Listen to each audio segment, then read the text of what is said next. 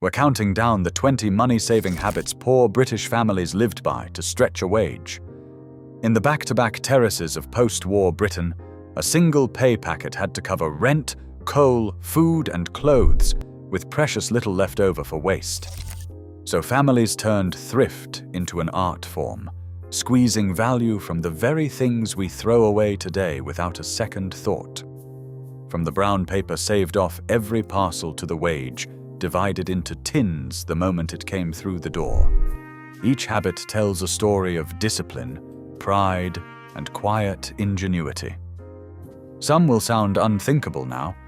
Others might just save you money this very week. Which habit tops the list? Let's begin the countdown with number 20. Number 20. Saving brown paper and string was the first lesson every child learned in a thrifty household. When a parcel arrived, the paper was not torn, but carefully untied, smoothed flat with the palm of a hand, and folded into a drawer kept solely for that purpose. The string was wound into a ball that grew year after year until it was the size of a grapefruit. In the early 1950s, a sheet of wrapping paper cost a penny or more, and string was dearer still, so nothing was bought that could be saved. Oral histories from working-class homes recall the gentle ritual of it, the mother's patient fingers picking at a knot rather than cutting it, the quiet rebuke if a child ripped the paper in their eagerness. That ball of string would tie up roasts, mend a garden cane, and hang the washing in a pinch. The folded paper would wrap the next parcel sent to a relative, line a drawer, or catch the peelings. It was a small habit, but it set the tone for everything else. In a house where string was hoarded, nothing larger was ever wasted. Number 19. Sharing the bath water was the stark reality of a Friday night in homes without proper plumbing. The tin bath was dragged in front of the fire, filled kettle by kettle from the range, and the whole family took their turn in the same water, growing greyer and cooler with each one. Father, home from the pit or the docks, often went first. Then the children in order of age, the baby last, the water by then barely warm. By 1951, only a minority of homes had a fixed bath with hot running water, and heating a full tub was an expensive business in coal and effort. Diaries from the era speak plainly of the order of bathing, of the youngest shivering as they waited, of mothers topping up the chill with one final kettle. Some families bathed only once a week, relying on a flannel and a bowl on other days. It sounds grim now, and it was. But every drop of heated water was costly, and a family that shared one tub stretched a sack of coal across a whole week. Cleanliness, like everything else, had a price, and thrift paid it. Number 18. Feeding the gas meter with hoarded shillings ruled daily life in rented terraces. The meter sat in the cupboard under the stairs, hungry and unforgiving, and when the coins ran out, the gas died mid-cooking and the lights went with it. Housewives kept a careful jar of shillings on the mantelpiece, never to be raided for anything else, because to run out on a cold evening was a small disaster. By the mid-1950s, the slot meter was a fixture in millions of homes, and families learned to ration light and heat against the slow drip of coins. Mothers cooked several dishes at once to make a single payment stretch, lit one room and herded everyone into it, and sent children to bed early on the darkest nights to save the gas. Oral histories recall the dread of the meter clicking empty, the scramble for a spare shilling, the relief of the quarterly emptying when the gasman called, and sometimes left a small rebate of coppers, a windfall counted out on the kitchen table. The meter taught a hard discipline. Warmth was never free, and every shilling was watched. Number 17. Pressing soap slivers into a new bar was the kind of thrift that seemed almost obsessive, yet made perfect sense to a generation that paid for every ounce. When a bar of household soap wore down to a thin, slippery wafer, it was never thrown out. Instead, the slivers were collected in a jar by the sink, and when enough had gathered, they were softened in warm water and pressed firmly together into a fresh, knobbly bar. Some families kept the ends in a little wire cage that could be swished through hot water to make suds for the dishes. By the early 1950s, a bar of soap was a real expense in a tight budget, and to waste even the last sliver was unthinkable. Diaries record the small economies, the carbolic smell of the kitchen, the mother who could make a single bar last twice as long as her neighbor. It was a habit born of genuine scarcity, passed from mother to daughter without question. Today we leave fragments to dissolve down the plug hole. Back then, those fragments became next month's soap, and not a penny of it went to waste.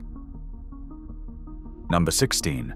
The mending basket sat by every fireside, a sign of the make-do and mend spirit that long outlasted the war. Socks with holes in the heel were darned over a wooden mushroom, the wool woven back and forth until the gap closed. Collars were turned, elbows were patched, hems were let down as children grew. By 1953, buying new clothes was a luxury most working families could rarely afford, and a torn garment was repaired, not replaced. Mothers spent their evenings by the fire with a needle, the wireless playing, working through a basket that never quite emptied. Oral histories recall children sent to school in patched trousers and darned jumpers, the small shame of it set against the simple truth that there was no money for new. Buttons were cut from worn-out shirts and kept in an old toffee tin, the famous button tin every family seemed to own. Zips were salvaged, hooks and eyes saved, good cloth from a ruined garment cut down to clothe a child. The mending basket was the engine room of household thrift, where worn things were given second and third lives, and where a pay packet was made to clothe a whole family. Number 15. Hand-me-downs passed down the family line like an inheritance, each garment worn by one child after another until it finally fell apart. The eldest got the new things, rare as they were, and everything cascaded downward, a coat reaching the youngest only after years of service. By the early 1950s, with clothing still dear and budgets tight, a family with several children simply could not buy each one their own. Diaries and oral histories recall the resentment of the younger ones, forever in their siblings' outgrown shoes, and the pride of the eldest in something bought just for them. Clothes were bought a size too big deliberately, so a child could grow into them and then pass them on. Good shoes were resewed again and again at the cobbler's. The leather kept supple with dubbin. Nothing left the house until it was truly finished, and even then the buttons and good cloth were saved. The system stretched a single purchase across half a dozen childhoods. It was not glamorous, and few children loved it, but it meant that one careful outlay clothed a family for years. And that was the whole point. Number 14.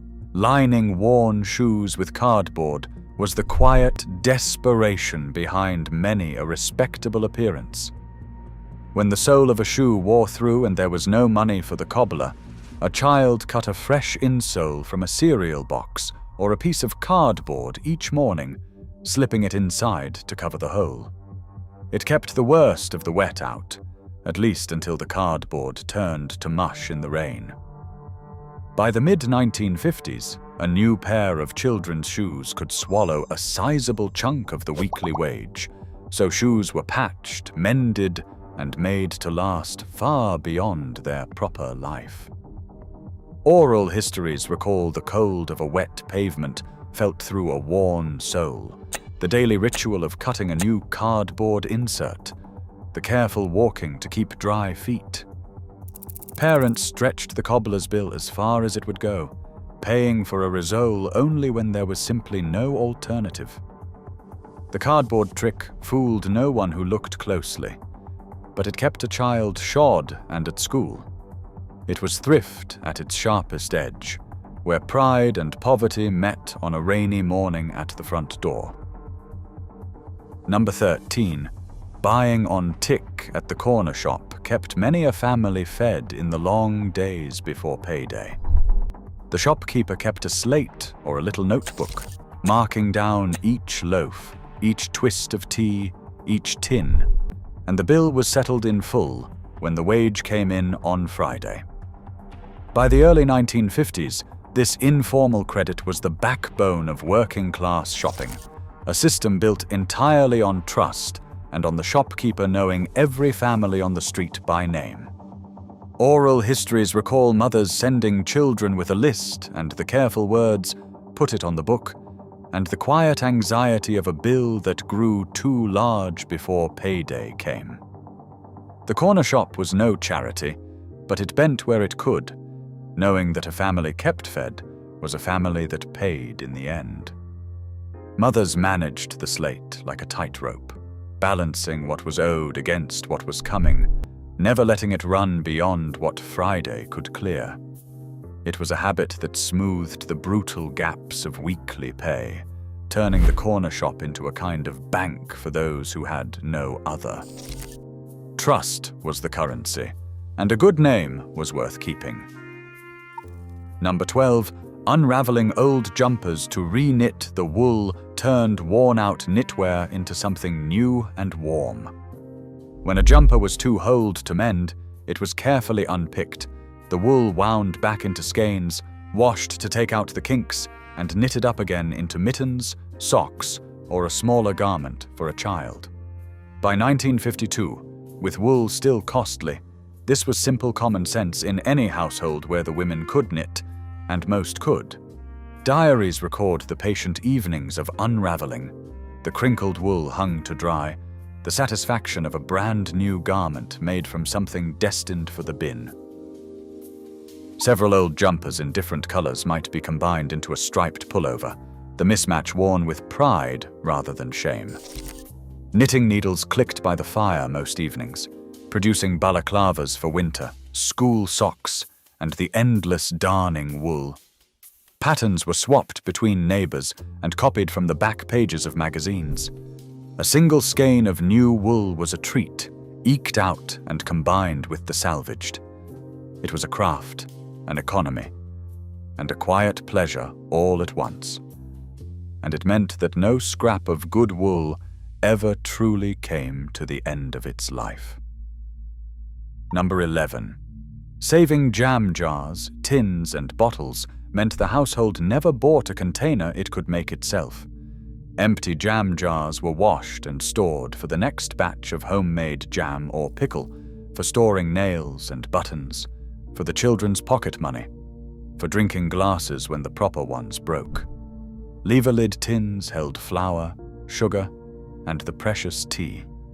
By the early 1950s, with so much sold loose and so little pre-packaged, a good supply of jars and tins was a genuine asset in any kitchen. Oral histories recall the shelf of gleaming jars in the pantry, each with its purpose, and the small reward of a few pennies for returning glass bottles to the shop. Lemonade and beer bottles carried a deposit, and children scoured the streets and hedgerows for discarded ones, turning other people's litter into sweets. Nothing that could hold something else was thrown away. The habit ran so deep that families ended up with more jars than they could ever use, stacked in sheds and under sinks.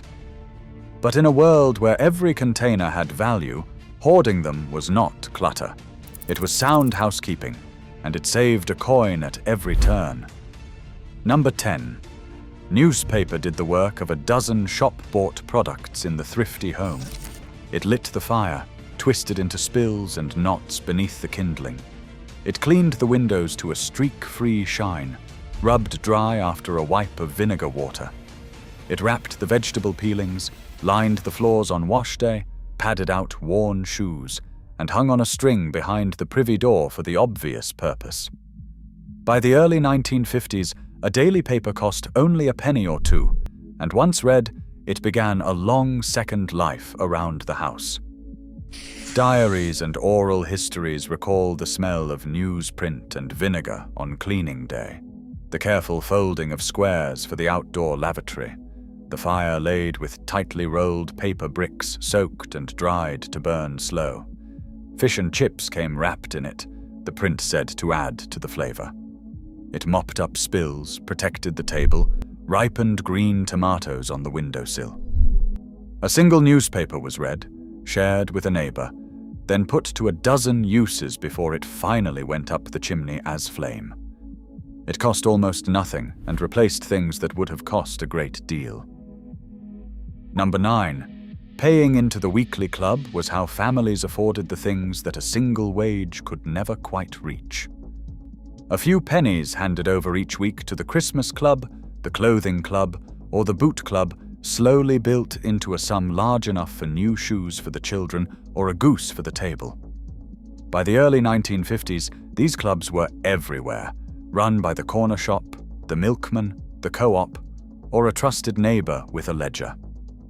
Oral histories recall the small brown payment cards, each week's penny marked off, the long anticipation of the Christmas payout that turned scattered coppers into a real treat.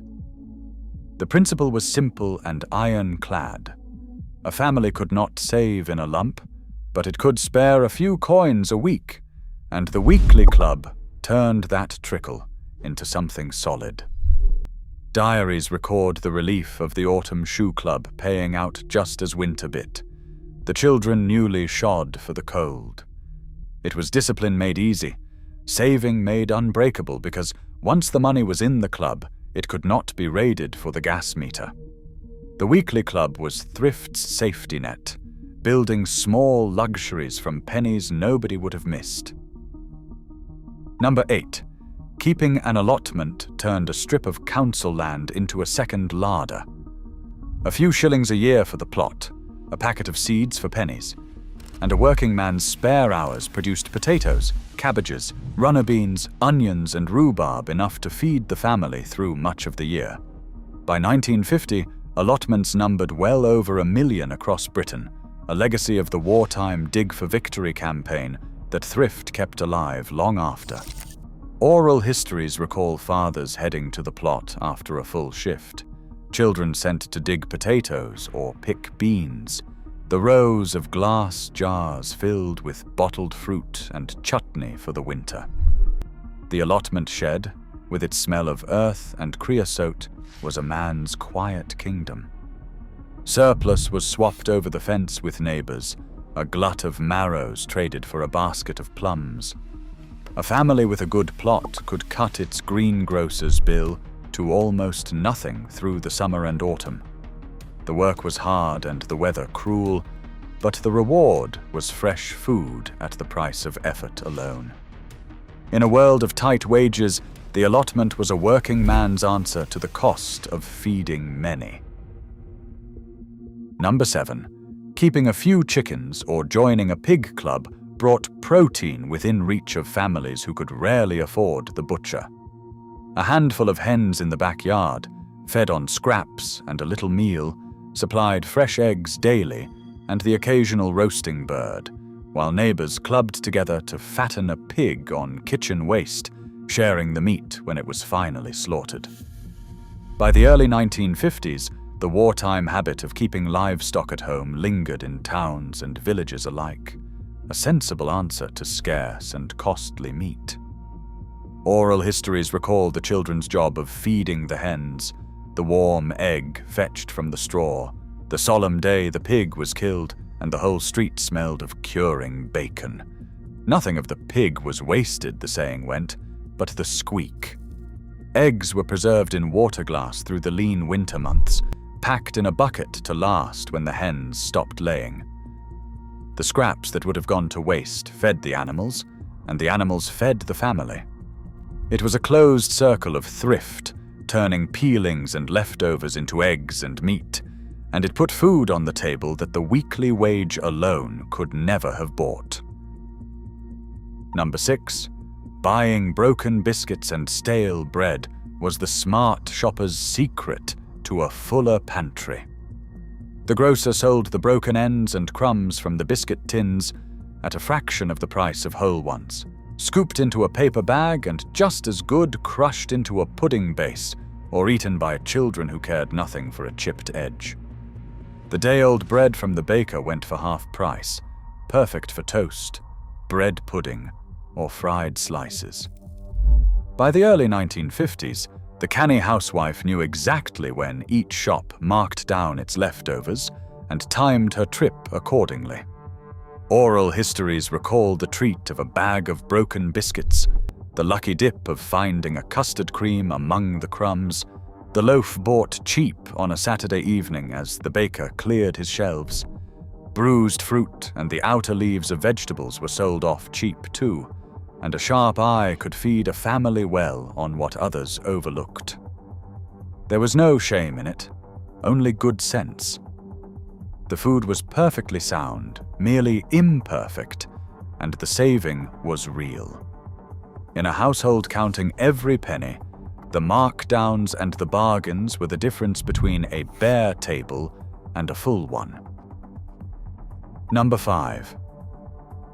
The Monday morning trip to the pawn shop was the rhythm of poverty in countless homes. On Monday, the husband's Sunday suit, scarcely worn and kept in good order precisely for this, was carried to the pawnbroker and exchanged for a few shillings to see the family through the week. On Friday or Saturday, with the wage in hand, it was redeemed and hung back in the wardrobe ready for Sunday best. By the early 1950s, the pawn shop's 3 brass balls were a fixture of every poor district, a weekly bank for those who had no other. Oral histories recall the brown paper parcel carried discreetly down the back streets, the small interest paid, the careful cycle that kept the suit clean for church, and the cupboard stocked for tea. Bedsheets, watches, and wedding rings went the same way in the hardest weeks. There was a fierce dignity in the system. The suit was never sold, only borrowed against, always reclaimed. It was managed with the precision of an accountant, the pledge ticket guarded like gold. The pawn shop carried families across the gap when the money ran out before the week did, and for many it was simply how the week was survived. Number 4. Keeping a stock pot on the go meant that nothing of an animal was ever wasted.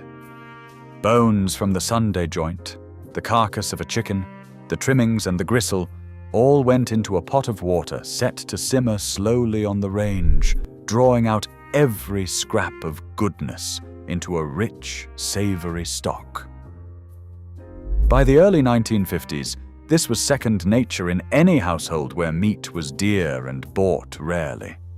Oral histories recall the pot that never quite stopped, topped up with vegetable peelings and the outer leaves of cabbages, the smell of it filling the kitchen for days. That stock became soup, the base of a stew, the gravy that made a small portion of meat feed a large family. A ham bone gave its flavor to pea soup batch after batch. Bones were cracked open for the marrow. Dripping was saved from the roast and spread on bread. Every last bit of fat and flesh was put to use. Butchers gave bones away for next to nothing, knowing the poor would make a meal of them. The stock pot was the heart of a thrifty kitchen, the place where the cheapest scraps became the richest flavors, and where a single joint was stretched across a whole week of dinners. Number 3. Banking the fire and keeping to one warm room was how families survived the British winter on a single sack of coal. Rather than let the fire roar and die, the housewife banked it down at night with slack and small coal, damping it so it smoldered slowly and could be revived in the morning with a poke and a breath, saving the labor and expense of laying it fresh. Only one room was heated, usually the kitchen, where the whole family gathered through the cold months. By the early 1950s, coal was a major household cost, and every lump was counted. Oral histories recall the chill of the bedrooms, the ice on the inside of the windows, the rush to dress in front of the kitchen fire on a frosty morning. Children did their homework huddled by the hearth, and beds were warmed with a stone hot water bottle or a heated brick wrapped in flannel. The coalman's delivery was a serious event, the coal counted into the bunker bag by bag. Cinders were riddled from the ashes and burned again, nothing thrown out until it had given its last heat. One fire, one warm room, and a carefully banked hearth kept a family through winter on coal that would otherwise have vanished in a week. Number 2. Shopping at the co-op for the divi was the working family's clever way of clawing back a little of what they spent. The customer gave their dividend number at the till, every purchase was recorded, and twice a year the cooperative paid out a dividend on everything bought, a welcome lump sum that felt like found money. By the early 1950s, the co-op was woven into the fabric of working-class life, its divi number recited by children sent on errands as faithfully as their own address. Oral histories recall the excitement of divi day, the queue at the counter, the payout saved for boots, Christmas, or a rare treat. The number, often a long string of digits, was never forgotten. Passed down and quoted for decades. Shopping at the co-op meant a portion of every shilling came quietly back, a reward for loyalty that ordinary shops could not match. Families bought everything there that they could, from groceries to coal to the suit for a funeral, all earning the divi. It was thrift turned into a system, a way of saving without ever setting money aside, and for many, it was the single best return a poor household could find on the money it had no choice but to spend. Number 1. Dividing the wage the moment it came home was the foundation on which every other habit stood. On payday, the pay packet was opened on the kitchen table, and before a penny was spent, the housewife portioned it out into tins, jars, or labeled envelopes, one for the rent, one for the coal, one for the gas, one for food, one for the club. Only what was left, often pitifully little, was free to spend. By the early 1950s, this ritual ran nearly every working-class household in Britain, the wife as chancellor of a tiny exchequer, the husband handing over his packet and receiving back his pocket money for tobacco and a pint. Oral histories recall the solemnity of it, the rent tin filled first and never touched, the careful balancing of what was coming against what was owed. The rent man, the insurance man, and the coalman each had their day, and each was paid from its tin without fail. Diaries speak of the dread of a tin that came up short, the small triumph of a week that balanced with a coin to spare. It demanded iron discipline, denying today to secure tomorrow. But it was this single habit, the wage divided before it could slip away, that turned a bare income into a roof, a fire, and food on the table. Everything else was detail. This was how a wage was truly stretched. Across all 20 habits, a single thread runs clear. Nothing was wasted, and every penny was made to work twice. These were not quaint customs, but hard-won survival, the everyday genius of families who had little and made it stretch. They saved string and slivers of soap, divided wages into tins, and turned scraps into suppers. Some of it we are glad to leave behind. But there is wisdom in it still, and perhaps a habit or two worth bringing back. Which one did your own family live by? Tell me in the comments, and do not forget to subscribe.